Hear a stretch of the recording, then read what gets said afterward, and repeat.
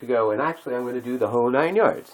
I have to set up the handover, which is easy enough. I mean, you see, I used to think of this as what I'm doing, I'm sharing with you so you could do this. Because it's really changed my life. It's true. It's like, whoa, I'm a completely different person, and yet, no, I'm not. I'm actually me now. That's the person. It's what has happened is I've broken through my own shell, my own barriers. That's what it's all been about.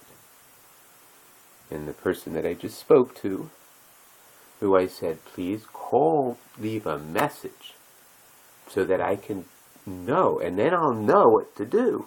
But I am not going to just pick up if all you say is, hello, I've decided it's time for me to talk to you. It's time for you to talk to me right now. If you're in the house, what the hell? Aren't you going to pick up the frickin' phone? What are you, like, sitting around smoking pot or something? I mean, that's the kind of, no, I'm not.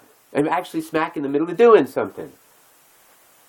And I have to make up my mind whether it's an appropriate time. Not only because I'm in the middle of doing something, but because when we talk, we usually don't do a very good job of, calm down. We don't do a very good job of communication. It's my fault, it's your fault. And you know what, we don't have to worry. It's as much my fault or more or less. That's not it. It's whatever it is. And I think with most of these things, the net is about even. That's somehow, people get theirs whatever way. You get what you need. And then you leave the rest. Don't try for only the very best. I mean, you can try to be the very best you can be.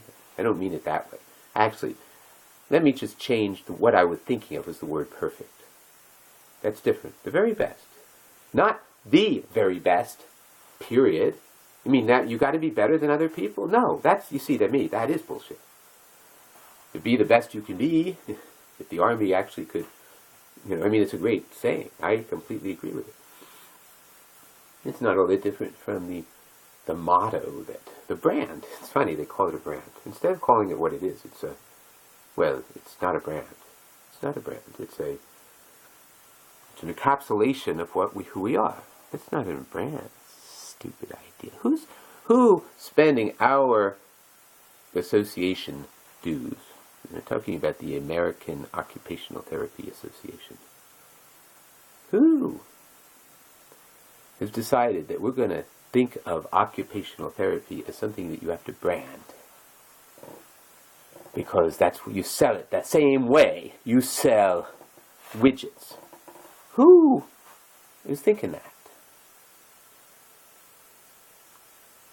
I think that the saying that they came up with, I happen to like it. However, they were replacing a better one. The one that was there before was just more straight. Tools for the job of living. Whoa. You can't get more accurate than that without being wordy and boring. Hey, tools for the job of living? What the frick was wrong with that? We need a better... that wasn't called a brand. Whatever it was called, motto or something? At the time, that's what it was called. I don't know what it was called, but I'm sure it wasn't called. Nobody said, oh, tools for the job of living. Oh, that's our brand.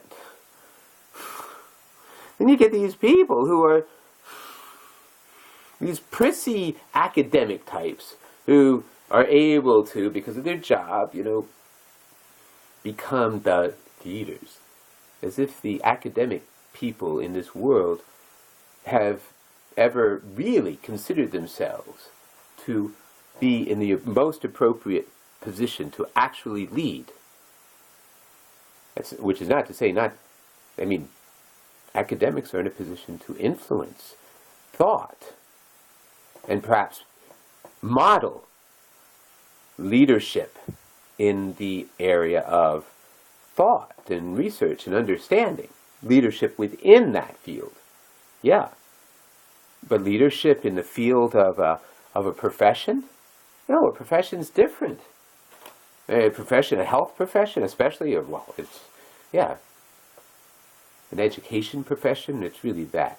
It's health education is really what occupational therapy is all about. But it's mental health as well as physical health. It's a very ambitious kind of discipline. The occupational science people are the ones who look at the academic discipline, but the discipline of what you do, clinical discipline, well, there's a bit of a distance between the theory, what our founders, which occupational therapy was founded nigh on 100 years ago, 1917, by a group of people. There were some psychiatrist-type people, there were a doctor, a medical doctor, there was a nurse, and a religious person. It definitely has a bit of a religious tie-in. But not, the religion didn't get infused. I don't mean that. There's no religion in occupational therapy that's been put into occupational therapy. But definitely occupational therapy is something that's very of great interest to people who are very religious. So I think it's so good that they take our profession seriously and want to get involved, because we have a lot to offer. A lot more than we in fact do. So anyway, I need to do a turnover. Oh, that's what I was about to do. I'm sorry. So I have to remember, this is about AOTA. I'm going to just write that afterwards. AOTA and AOTA and turnover. That's important. That turnover is a procedural note. So PN Ray turnover. That's not exactly true, because it's actually watching it. It is a note. It's a procedural note. Ah, yes, it's a modeling. It's, oh, this is what I'm doing. I'm just telling you. Okay, this includes near the end, right? What I'm doing is me doing the handover, and explaining it. Ah, here we go. So I just remember AOTA and then PN, procedural note, Ray. This handover. Okay. So,